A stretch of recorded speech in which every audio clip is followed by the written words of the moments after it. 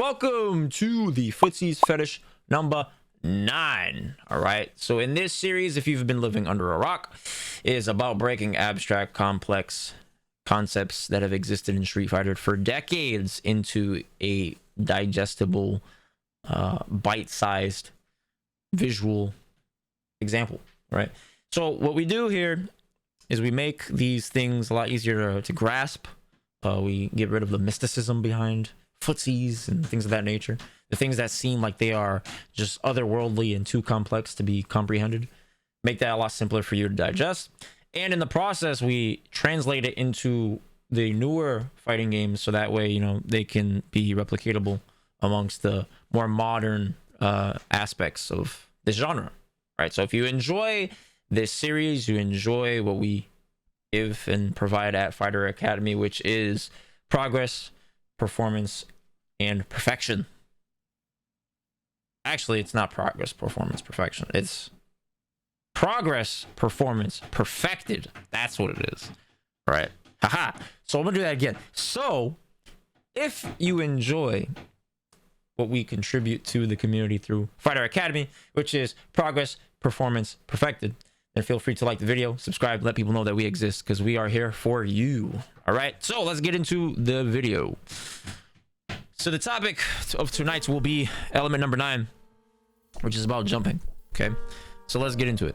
Jumping is absolutely a facet of footsies, but the ground game has to come first. Having read all the previous chapters about ground fundamentals, now's a good time to look into reliable ways of setting up cross-ups, a major part of offensive footsies in their own right. So, since jumping is such a slow commitment, and since ground counters to cross-up attempts are much quicker than the air time required to reach cross-up position, effective cross-up setups are more about anticipation than reaction.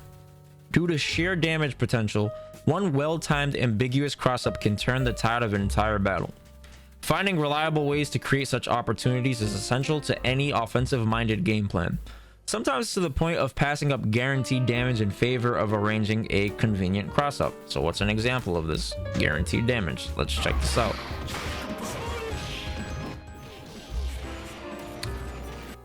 Okay. Okay, that was interesting. So he baits the DP, okay, and he gets his crouching strong punish, which is cool, fine and dandy. But in that moment where somebody would anticipate this combo, drops it and goes for a reset. That was very interesting, very subtle. I like it. That was a good example. All right. So element 27. Eliminate the opponent's capacity to anti-air by knocking them down first. In fact, one of the primary goals of footsies is to land a sweep or psychic DP precisely for the purpose of securely jumping over them as they stand up. Simple, right? So an example of a psychic DP, of course, is going to be John Choi's involved in this somehow.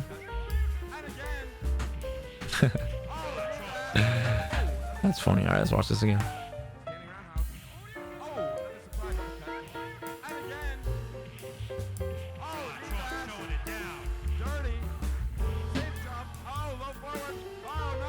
Don't tell me he loses. Oh, that's a good block.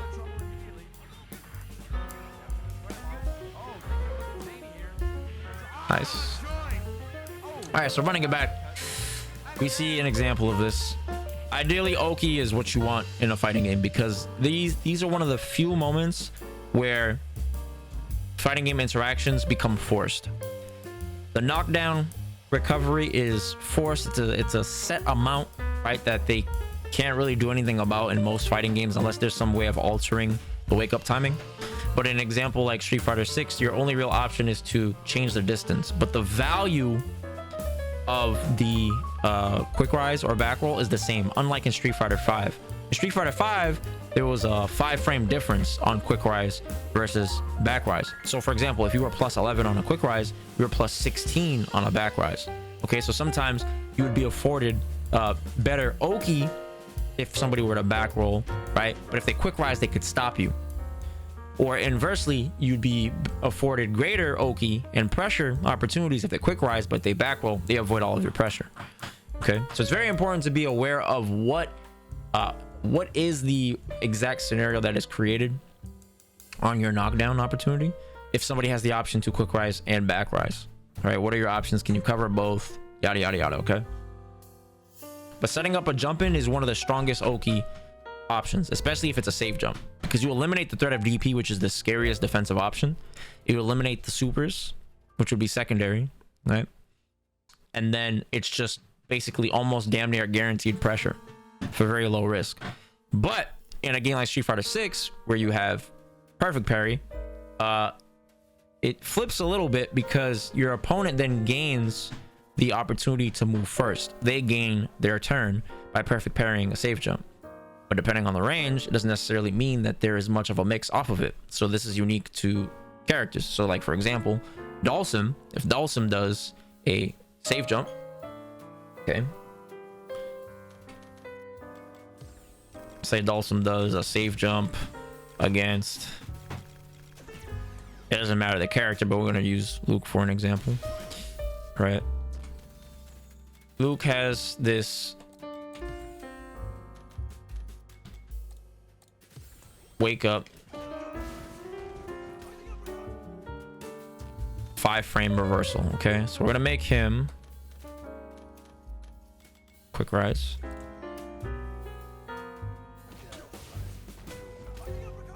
and I avoid it. But if he were not to wake up with that, this would actually reach him. See? But now, let's say if he were to perfect parry it, well, what happens here?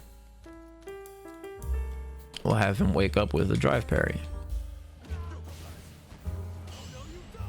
I'm -2 in this situation. Naturally, I think I would be -3 if I was like in the corner.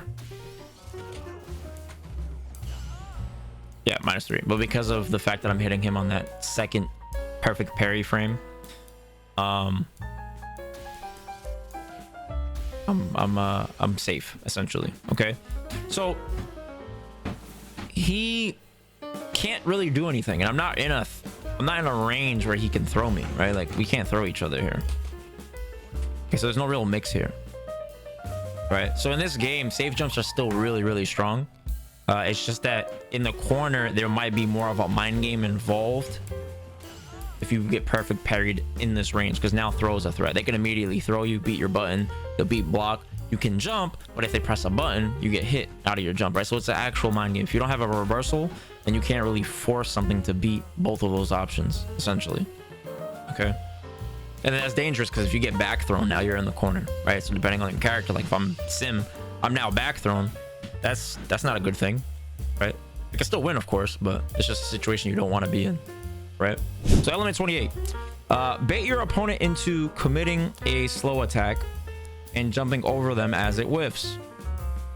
This method is slightly more complicated and considerably riskier, but there are several ways to get it done. You can tick with light attacks to push them into position, then fake a throw and go for the cross up as their counter throw misses. You can catch them focusing too heavily on ground footsies and jump over their crouching medium kick pokes while they're fishing to land a super move. You can even poke them from a distance until they get frustrated enough to become predictable with their counter pokes. Then jump over one as soon as you feel out their rhythm.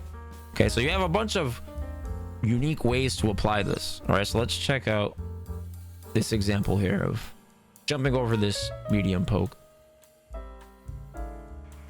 Tech throw. It's like that waiting game paying out again. Nice. There's that combo again. Line pushes. Okay. Wow. Back Back throw. in the corner.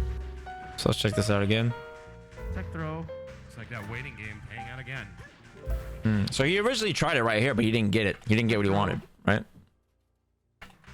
It's like that waiting game.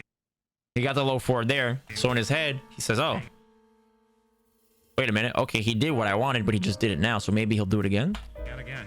See?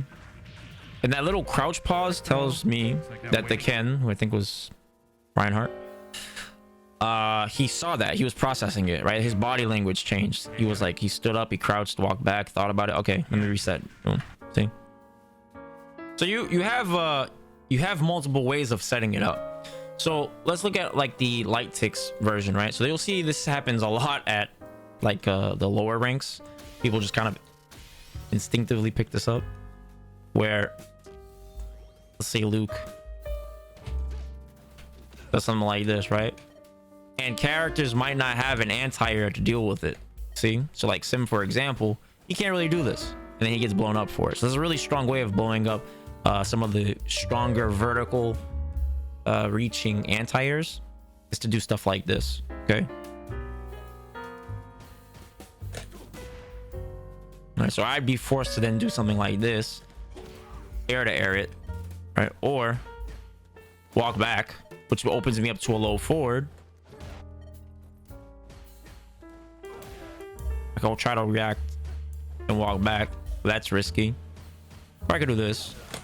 Okay, so I have options, but I'm forced to pivot from that natural response of just doing what is usually a strong anti-air button like that. Okay, let's look at another example. So we have the lights that push them into that cross-up position, right? Which is really good. And then you can do it right away, like the Luke is recording. His recording is set up right where he just jumps right away. But maybe you want to sell it. So against a more defensive player, you can do this and then jump. You see? Right, and then it's awkward because I can't really anti-air here. I even got punish counter there. I can block that, but I can't press anything. All right, so let's say I try to press like a counter hit. The only thing I could really do here is if I have like a DP, try to cross cut it. I could try to perfect parry it, which is gonna be a little wonky and very difficult.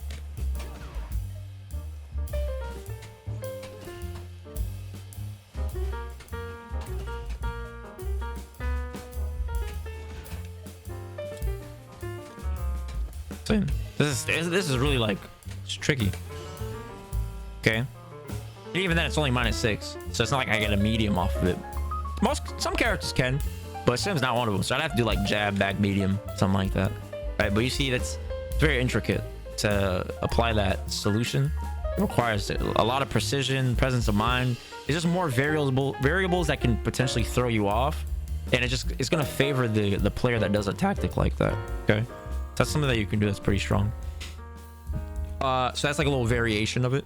You know, you could do the right away version, which is what most people do at lower ranks, or the more skillful version, which is when you walk up against a defensive, extremely patient player and you sell the throw and you jump in on them. So now what you can also do is, let's see, you know, you're playing against somebody and you know they're just like hyper fixated on that low forward, right? Or in this instance, let's say it's like Dalsum's crouch and medium punch, right? If he notices that I have a certain rhythm, he can sneak this in here. And then it becomes really hard to deal with this because I can't anti-air this at a certain point. See him getting counter hit with my best anti-air buttons because it's too slow.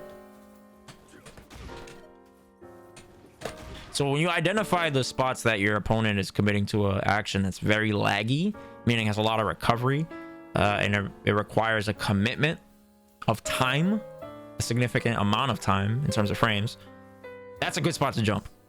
Okay, if Sim is doing this is not really a good spot to jump because I can recover really quick.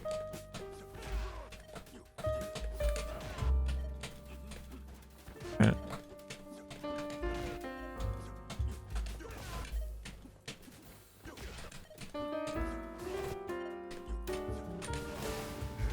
Okay, so you want to be careful with that.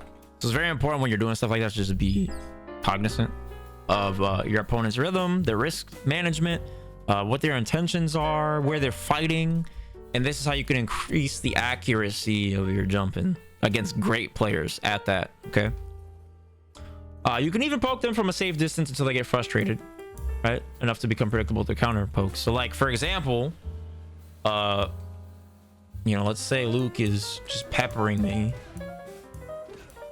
like that. And I'm like super like, oh shit, oh, I gotta stop it. See, because that pressure. So the pressure comes in various forms. The pressure can come from the contact of him hitting me.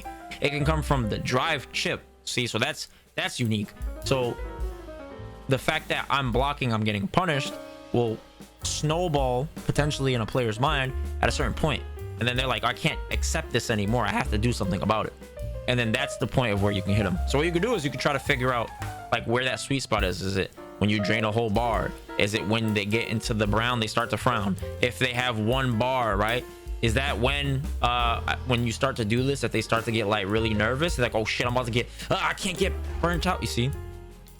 And then you can sneak that in there like that. So it's a lot of messing with player psychology and what their cost reward system is, essentially, because your cost reward system is going to dictate your behaviors, and your behaviors are what you consistently go towards, right?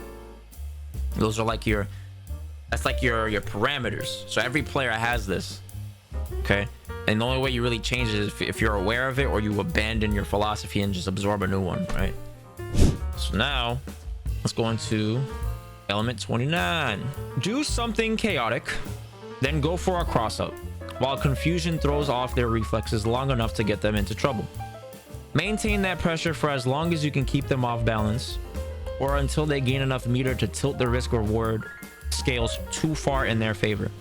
Back off when you sense desperation, or at least switch to attack patterns which are safe from their most tempting comeback scenario. Okay, let's check this out.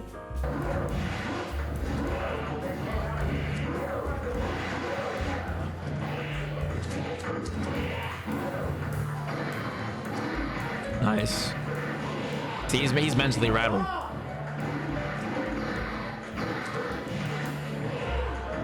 He has yet to anti him, and like,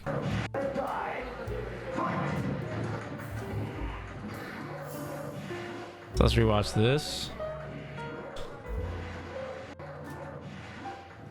See, so there's a lot of chaos coming from Blanca, right?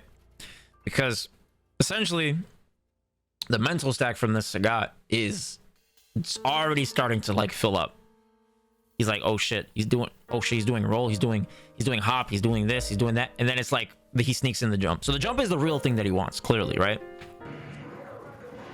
Because that's what he's getting the most reward off of, and that's the thing that he's leaning towards, right? You see, so much so that he was willing to jump at a cornered opponent, right? Look, even right here, see.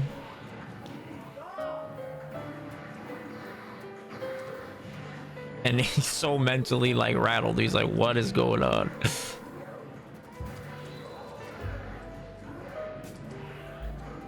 Okay. So in how that looks, it's different for every character, right? It can be a rhythm thing. It can be use of a tool that's really difficult to deal with. So for example, one of the reasons why JP's has one of the best jump ins, aside from like the function or the, you know, of his jump heavy kick, how it works, right? It's also because he has departure. So when people are looking for departure and he jumps, it's like startling. It's like, wait, what? Because departure has such a if you were to do like mental stacks, right? Imagine they're like levels. You have 3 levels, right? Of intensity that a move brings. If somebody does something like a fireball, it might be like a 1, but in a certain situation it can change and be a 2, right? It all depends. So it might be a 2 when they're really close to burnout, but it's a 1 when, you know, you do it mid-screen.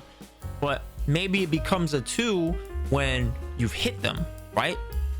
Versus when they blocked it. So they don't really care about it, but it's hitting them. Now they're like, okay, I have to care about this. You see what I'm saying? So you can kind of think of the mental stack like a priority stack, where it's commanding the prioritization of your opponent's like checklist of things to solve. All right, because there's a bunch of puzzles that get presented in a set, and when you're playing, you're figuring out like, what is the opponent trying to introduce to make me play his game and simultaneously get away from my game, right? At least the bare minimum, get away from what I'm doing. And at the most, the best possible scenario is me playing his game, right? So that can vary based off of meters, based off of situations, right? Where now if somebody's cornered, there'll be more alert towards the threat of command grab, right, from Zangief. But maybe mid-screen they don't really care about it, right? They're willing to take it, like, and whatever. But in the corner, it becomes a priority to not get command grabbed. See, so it all shifts. It's all a matter of like prioritization that we're trying to be alert with, and that's how these type of things work. Where somebody does this tactic of jumping, and you know, it's infused with chaos, so then it's hard to see through the smokes and mirrors what their true intentions are, because this is essentially war, right? It's war. It is me trying to elicit a response out of you while simultaneously disguising what my intentions are. Okay, so I can give you guys a Dalsum example, right? Dalsum has a floaty fucking jump. His jump is insanely floaty, right? Look at this. That shit is 75 total frames. Just for comparison, let's look at Luke. It's 45 frames. Dalsum's jump is almost a double jump. Imagine if Luke did if Luke did this. Okay. I'm barely getting to the ground before him. Okay, so how the hell would I use a jump like this? I have to make the opponent think about some random shit. Okay, so one of the ways I could do that is by introducing something like Arch, right? EX Arch, because it bounces. Okay, I could do Charge Fireball, something like that. Regular Fireball, you know. Introducing teleports, dive kicks, slides, things of that nature. Really erratic poking rhythms. See? That's how I would end up sneaking in a jump. If I could sneak in a jump with a 75 frame like move, and I've done it against good players, great players actually, tournament winning players, you can do it with a 45 frame jump. Okay, a lot easier. Okay, you just got to be like tricky. That's all it is. So it's a matter of like, so figuring out like, what would Luke be able to do? Well, you have drive rush, you know. So when somebody's like extremely focused on this is the levels thing we talked about. Drive rush can command like a level, like a level 2 or a level 3 intensity of focus, right? Because of the reward. So if you know that, you can sneak in other things, right? You can just jump. You can walk up into a range where you originally wanted to be. You didn't really want a drive rush, but you wanted to get to this particular range, like maybe his low forward range. And because this Dalsum is sitting there walking back doing this, looking for the drive rush, he lets you just walk him down, right? So that would look like this. Now, oh shit, he's in low forward range, right? Or he's in throw range, depending on how far he walked forward. So you gotta be able to be mindful of that. And you can cultivate those tactics through like watching your replays and seeing like what was working, and then maybe building off of that, or maybe something that you're neglecting, looking at tools that you haven't used and try to see like, what can I do in conjunction with this tool to maybe open up a different avenue in my neutral play so I can sneak in a jump. Okay, so element 30, shut down an opponent's cross-up attempt with a vertically aimed normal move. Then time your jump to catch them with a cross-up as they land on their feet. On a related note, whoever wins an air-to-air encounter usually lands first by a large enough margin to immediately re-jump for a cross-up as the reeling opponent descends. Another alternative is to wait until someone jumps from long distance, then jump over them as they come down. This works especially well in games with air blocking and air parry mechanics, which gives players an incentive to forego attacking. So this is something I used to do with Sagat, is when I would fireball, people would empty jump the fireball and I would jump on their empty jump. And it's a really strong tactic because you don't expect Sagat to do that, right? That is like a what is going on, I am so confused scenario. If somebody did it to me and I do it to people, I'd still be confused. But it's really strong. So these are really dope ideas that you guys should practice. So let's look at them in a Street Fighter 6 lens. So let's look at the first one. Anti-airing him and then jumping, right? So let's say I play Jamie. It's a good example because Jamie's crouching fierce is something that I don't use enough, and this is a good tactic. So let's say Luke does this, and then now I land and I do this. Okay, because usually when people get anti-aired, what do? They chill, they reset, and they're like, they think about what to do next, or they're blocking because they feel like they anticipate a meaty's coming next, right? Which is usually what happens. So it makes sense that if I anti-air him, I would do something like that, or I would do something like this. right? And I would use that momentum to get started. What you could do is something like that, and that will create less unique scramble in their mind. Now they're like, wait, what the hell? When you think of situations, it's cool to have like a go-to, right? Like this is the usual path I take, but it's good to have as many different layers as possible in one situation, because it makes it infinitely more difficult to pinpoint what your intentions are. So imagine I just showed you like 4 or 5 different looks in that one scenario, right? I also could have did this. I could have did overhead, right? Could do this into sweep, right? I could do this into DI. I could do this dash up throw. If I have dive kick, I could do this. See? So you want to add a lot of variety, okay? Because when you have a lot of variety, it's way more difficult for somebody to catch onto your intentions. Because remember, we want to be deceptive. We want to be tricky, okay? That's ultimately what we want. So this is one of the ways of doing that. So if we air to air, here's an air to air version of that. So this looks like is something like that.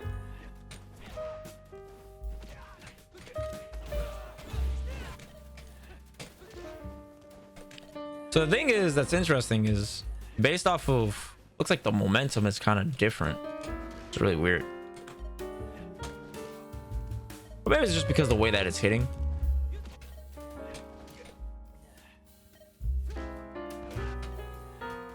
But you can experiment with what button will give you like different pushback to create different spacings. And you could even do stuff like that, right? Air to air with like a juggle state to give you more of a knockdown, because this actually knocks down, right? You see I'm plus 34 there, as opposed to this where they get reset and they land on plus 3. So imagine if you keep conditioning somebody with this, right? Like you keep doing this and then you walk up and throw them or something. It makes sense that they're gonna be like, yo, he's gonna walk up and throw me, and then you sneak in that jump in that we just learned from the prior elements. See how like it builds up? See the last example. Wait for somebody to jump. Okay, so now let's say I am playing Ryu. Okay, let's say I'm playing Ryu. Luke does this. Okay.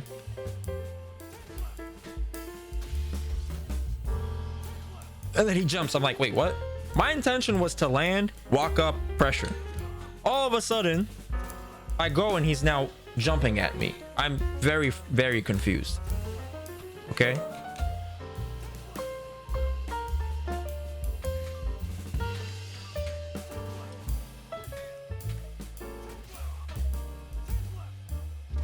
And now I'm in a mix. Now I'm pressured. So this is what this situation would essentially look like. Okay. Somebody tries to jump your fireball from far. They usually try to follow up. And then look.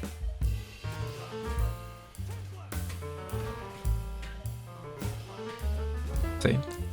Usually people will land and try to do stuff like this, right? So you got to be really tricky in this game. It can't be too like one-dimensional with your approach. You have to add in these like guerrilla tactics, you know? You're like in the army fatigue in the trees. That's what you got to do, like this type of stuff, right? To do tricky stuff. So. All right, so now let's see. As you can see, there are countless ways to go about setting up cross-ups, depending on the character matchup and your opponent's tendencies. It's just a matter of developing a strong enough ground game to train your opponent to stop expecting you to jump. At the beginning of a match, everyone tries to stay out of cross-up range or to refrain from using slow attacks at that distance. It's the laggy moves I tell you guys about. Once you catch them slipping into that spot and behaving dangerously, that's when you should start looking for your chance to cross them up without making your intentions obvious. Okay? So, if you guys enjoyed that, please consider liking the video. Let me know below. What did you take away from this? What was your favorite part? What was your favorite element today out of the jump concepts? Let me know if you have any ideas for videos that you like, any topics, ideas you want to discuss, and I will make that magic happen on stream very soon. Appreciate you guys. Peace.